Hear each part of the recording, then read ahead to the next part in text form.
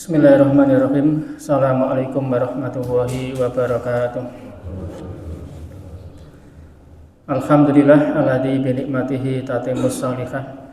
Allahumma shalli wa sallim wa barik wa an'im ala nabiyyina Muhammadin sallallahu alaihi wasallam. Faqala Allahu ta'ala ya ayyuhalladzina amanu taqullaha haqqa tuqatih wa la tamutunna illa wa antum muslimun amma ba'du. Jamaah sholat isya rahimakumullah. Pada malam hari ini kita akan membahas satu ayat, yaitu surat At-Takasur ayat yang ke-8. Allah berfirman, a'udzubillahi minasyaitonirrajim, summa latus'alunna yauma idzin 'anin na'im. Kemudian kalian betul-betul akan ditanya pada hari itu tentang nikmat yang telah kalian terima. Ayat ini menjelaskan bahwa di yaumul mahsyar nanti seluruh nikmat yang kita terima harus kita pertanggungjawabkan di hadapan Allah Subhanahu wa ta'ala. Saya bacakan tafsir dari Imam Ibnu Katsir. Beliau mengatakan, summa latus'aluna yauma idzin 'anin na'im. Maksudnya adalah summa latus'aluna yauma idzin an syukri ma an'amallahu bihi alaikum. Kemudian kalian nanti di padang mahsyar akan dimintai pertanggungjawaban oleh Allah, apakah kalian sudah mensyukuri nikmat yang diberikan oleh Allah kepada kalian. Minas sihhati, baik itu nikmat berupa kesehatan, wal amni, maupun nikmat berupa keamanan. Kesehatan yang kita miliki hari ini digunakan untuk apa?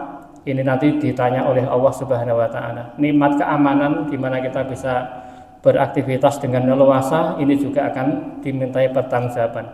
Wa rizqi, baik juga berupa rizki yang telah kita terima. Wa ghairu dzalik, dan seluruh nikmat apapun yang kita terima dari Allah. Ma idza qabiltum bihi ni'amahu min syukrihi wa ibadatihi.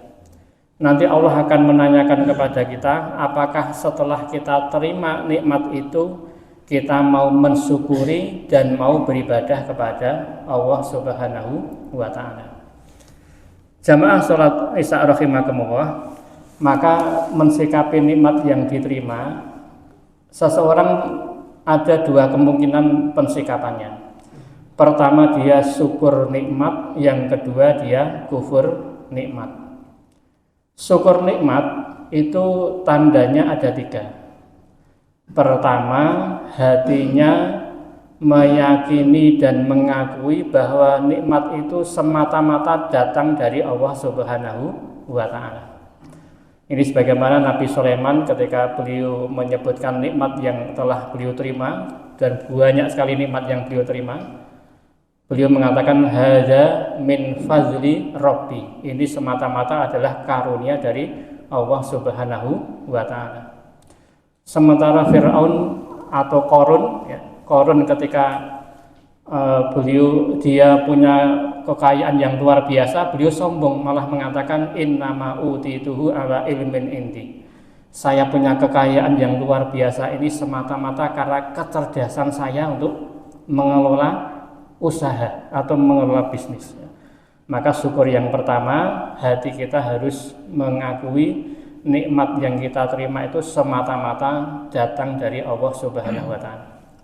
Bentuk syukur yang kedua adalah dengan lisan, yaitu dengan cara lisan kita selalu memuji Allah Subhanahu wa ta'ala, dengan bersyukur kepada Allah Subhanahu wa ta'ala. Kemudian syukur yang ketiga adalah dengan anggota badan. Caranya, nikmat yang telah kita terima dari Allah, baik itu nikmat kesehatan, nikmat keamanan, kemudian nikmat berupa rezeki, itu semua kita gunakan untuk berbuat taat kepada Allah Subhanahu wa ta'ala. Maka kebalikan dari syukur nikmat berarti kufur nikmat. Maka kufur nikmat itu bisa juga bermula dari hati. Ketika hati merasa sombong nikmat ini karena hanya semata-mata kecerdasan dia, maka dia kufur nikmat. Atau mungkin ucapan lisan, dia tidak mau memuji Allah Subhanahu wa taala. Itu juga termasuk kufur nikmat. Atau yang paling sering adalah kufur nikmat itu yaitu dengan wujud anggota badan. Jadi kalau ada orang menerima nikmat dari Allah kemudian malah dipakai untuk bermaksiat kepada Allah, maka ini berarti dia kufur terhadap nikmat ya. Maka nanti di padang mahsyar Allah akan meminta pertanggungjawaban kepada kita. Intinya adalah apakah nikmat yang kita terima ini digunakan untuk taat kepada Allah Subhanahu wa taala atau malah digunakan untuk bermaksiat kepada Allah Subhanahu wa taala.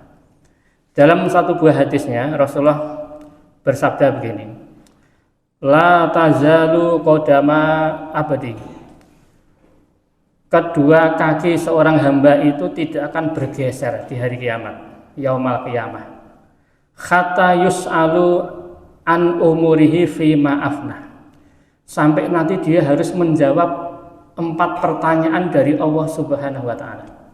Sebelum dia bisa menjawab pertanyaan ini, kakinya nggak mungkin bergeser, nggak mungkin bisa berpindah tempat, dia harus berdiri terus di situ di padang mahsyar. Pertama adalah yus'alu an umrihi fi ma'afna. Allah akan bertanya tentang umurnya, untuk apa kita gunakan umur yang telah diberikan Allah kepada kita semuanya. Kemudian berikutnya wa an ilmihi fi ma fa'ala fihi. Yang kedua, Allah bertanya tentang ilmu yang kita miliki hari ini. Amal apa yang sudah kita kerjakan dari ilmu yang kita miliki. Jadi yang akan ditanyakan bukan banyaknya ilmu, tetapi ilmu yang sudah kita pahami, apa yang sudah bisa kita amalkan. Kemudian pertanyaan berikutnya wa an malihi. Allah akan bertanya tentang harta yang kita miliki. Dan ini pertanyaan paling berat karena pertanyaan soal harta itu ada 2 pertanyaan. Pertama, min ainak tasabah, dari mana kamu mendapatkannya. Yang kedua, wa fi ma anfaqah, dan kemana kamu belanjakan. Masuknya, jalur masuk ditanyakan, jalur pengeluarannya juga ditanyakan oleh Allah Subhanahu wa taala. Kemudian pertanyaan yang terakhir, wa an jismihi, bahkan fisik kita nanti juga akan dimintai pertanggungjawaban oleh Allah Subhanahu wa taala. Fima ablah, bagaimana fisik kita nanti bisa rusak ya. Karena yang namanya badan kita ini bukan punya kita. Maka para ulama mengharamkan seseorang menjual rambutnya atau menjual organ tubuhnya. Salah satu sebab kenapa haram, karena orang menjual barang itu harus kepemilikan dia sendiri. Sementara fisik kita itu bukan kita yang memiliki, tetapi fisik kita itu murni kepunyaan Allah Subhanahu wa taala. Kita hanya dititipi saja. Maka nanti di yaumul mahsyar pun fisik kita ini nanti akan dimintai pertanggungjawaban oleh Allah, dipakai untuk apa saja. Ini satu ayat dan satu hadis untuk menunjukkan bahwasanya seluruh nikmat yang kita terima akan dipertanggungjawabkan di hadapan Allah Subhanahu wa taala. Kemudian juga sebagai renungan bahwa ternyata nikmat dunia yang kita terima hari ini, walaupun sedemikian besar dan banyaknya, nikmat harta yang banyak, nikmat kesehatan yang banyak, atau nikmat-nikmat yang lain, ternyata nikmat dunia itu sifatnya sangat terbatas sekali. Sehingga orang tidak punya kesempatan menikmati kenikmatan dunia dengan leluasa. Apa bukti bahwa nikmat yang kita terima hari ini sangat terbatas? Yang pertama adalah Allah menjadikan nikmat dunia ini cepat sirna, cepat musnah ya. Orang yang mungkin di masa mudanya pernah merasakan kesehatan, kekuatan fisik, maka begitu sudah bertambah usianya, nikmat kesehatan dan kekuatan fisik itu sudah mulai dihilangkan oleh Allah Subhanahu wa taala. Maka Allah mengatakan kullu man 'alaiha fan. Setiap apapun yang ada di permukaan bumi ini semuanya akan binasa, dibinasakan oleh Allah Subhanahu wa taala. Kemudian bukti yang kedua bahwa nikmat kita di dunia ini terbatas adalah kalaupun nikmat itu tidak diambil oleh Allah, maka pemilik nikmat itulah yang akan meninggalkan dunia. Sehingga begitu orang itu meninggal dunia, maka seluruh nikmat dunia akan dia tinggalkan. Maka pernah malaikat Jibril memberikan nasihat kepada Nabi Muhammad SAW. Ya Muhammad, isma syi'ta fa innaka mayyitun. Wahai Muhammad, hiduplah sesuka kamu, tetapi ketahuilah sesungguhnya kamu nanti akan mati. Maka nikmat dunia terbatas karena pemilik nikmatnya pun tidak akan berumur panjang di dunia ini. Sebagaimana dulu pernah kita sampaikan, khusus umur umat Nabi Muhammad SAW, kata Rasul, a'maru ummati ma baina sittin ila sab'in. Mayoritas umur umatku nanti antara rentang usia 60 sampai dengan 70 tahun. Dan inilah potensi ajal terbesar umatnya Nabi Muhammad antar rentang usia ini. Wa aqalluhum man yujawizu dzalik, dan hanya sedikit yang bisa melewati angka 70 tahun. Kemudian bukti yang lain bahwa nikmat dunia ini terbatas adalah sebelum kita mati pun, maka kita tidak bisa menikmati kenikmatan dunia dengan sempurna. Mungkin ketika masih muda dia masih bisa menikmati sekian banyak kenikmatan-kenikmatan dunia. Tetapi begitu sudah beranjak semakin bertambah usianya, maka Allah menjadikan orang ini kembali kepada masa lalu, seperti ketika dia masih anak-anak dalam kondisi yang lemah. Maka Allah berfirman dalam surat Yasin ayat 68, wa man nu'ammirhu nunakishu fil khalq afala ya'qilun. Dan siapapun yang dipanjangkan umurnya oleh Allah Subhanahu wa taala, nunakishu fil khalq, kami akan kembalikan kepada penciptaan awal dulu. Imam Al-Baghawi menjelaskan, nunakishu fil khalq adalah ketika orang itu dipanjangkan umurnya oleh Allah Subhanahu wa taala, maka orang ini akan dibuat semakin melemah seperti dulu ketika dia masih bayi atau ketika masih anak-anak. Dalam ayat yang lain dikatakan ila ardalil umur, sampai orang ini pikun sehingga tidak bisa menikmati berbagai macam kenikmatan dunia. Jamaah sholat isya rahimakumullah, dari penjelasan ini dari surat At-Takasur ayat ke-8 juga dari hadis Rasulullah SAW, kesimpulannya adalah bahwa nikmat dunia ini baik banyak atau sedikit, besar atau kecil, harus kita pertanggungjawabkan di hadapan Allah Subhanahu wa taala. Ayat summa latus'aluna yauma idzin 'anil na'im itu diturunkan kepada para sahabat Rasul yang banyak di antara mereka hidup di bawah garis kemiskinan. Sampai ada 70-an sahabat yang harus tinggal di masjid karena tidak punya rumah. Itu ketika sholat berjamaah itu hanya memakai izar. Izar itu seperti sarung atau pakaian ihram bagian bawahnya saja. Sementara mereka tidak punya selindang atau ridak yang dipakai untuk menutup badan atau dadanya. Sampai seperti itu. Tetapi kepada mereka yang hidupnya sedemikian kekurangan pun turunlah ayat ini. Summa latus'aluna yauma idzin 'anil na'im. Maka pernah ada satu sahabat bertanya kepada Rasul, ya Rasulullah, apakah ayat summa latus'aluna yauma idzin 'anil na'im bahwa nanti semua orang akan mempertanggungjawabkan nikmat yang dia terima di dunia? Apakah ayat itu juga berlaku untuk saya? Ternyata sahabat ini bertanya dengan pertanyaan yang aneh itu karena beliau punya pertimbangan atau punya pemikiran.